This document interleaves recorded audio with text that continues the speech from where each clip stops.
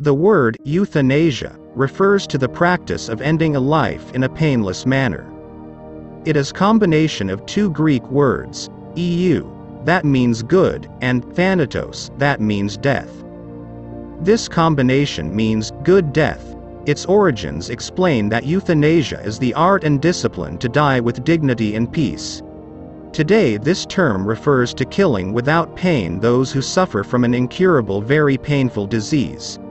Sometimes it is called mercy killing, or physician-assisted suicide, and it is a legal practice in Belgium, Luxembourg, Holland, Switzerland, Oregon State from United States and Thailand. What does the Bible say about this practice? You shall not murder. God's command is very clear. It doesn't have two meanings, but it says, you shall not murder. Exodus chapter 20 verse 13, NASB. Man was created in God's own image. That's why the price of his life is inestimable. It cannot be valued with money, or with anything else, and whoever murders a person has to pay with his own life, as it is written. Whoever sheds man's blood, by man his blood shall be shed, for in the image of God he made man. Genesis chapter 9 verse 6, NASB.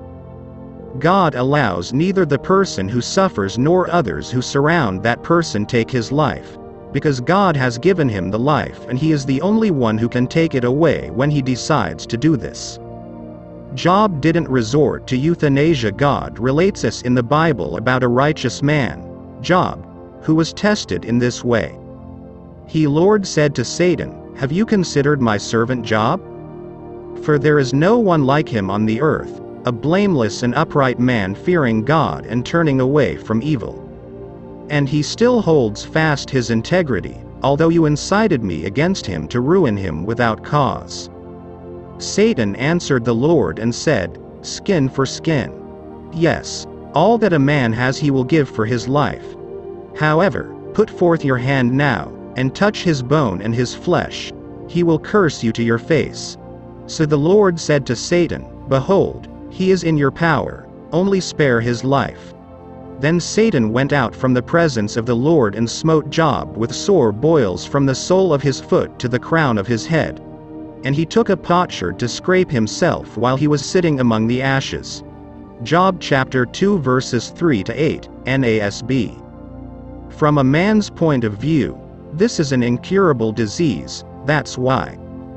His wife said to him, do you still hold fast your integrity? Curse God and die.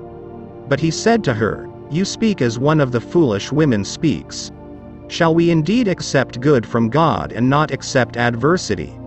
In all this Job did not sin with his lips. Job chapter 2 verses 9 to 10, NASB. God can heal any disease. The scripture says that Job was definitely healed and that. After this, Job lived 140 years, and saw his sons and his grandsons, 4 generations. And Job died, an old man and full of days. Job chapter 42 verses 16 to 17, NASB. I have recently met an exceptional Christian couple.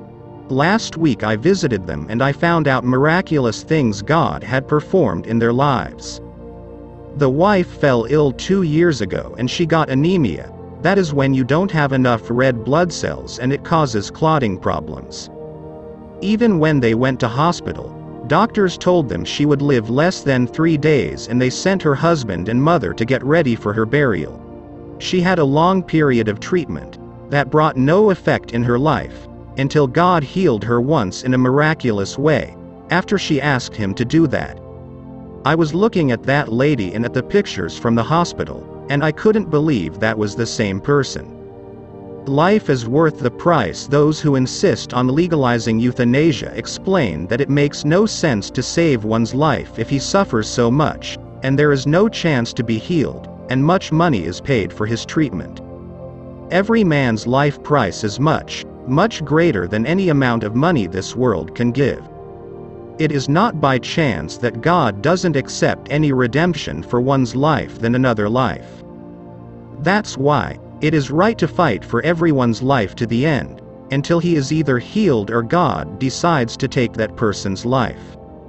I can refer to the example of the couple I have mentioned above.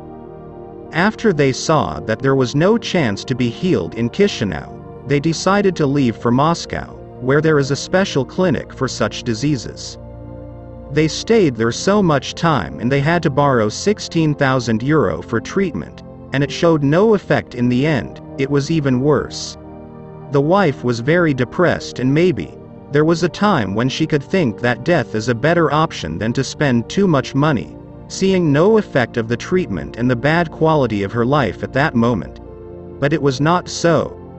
God healed her in a miraculous way, and her husband showed divine love, doing his utmost to save his wife. Let us treasure life.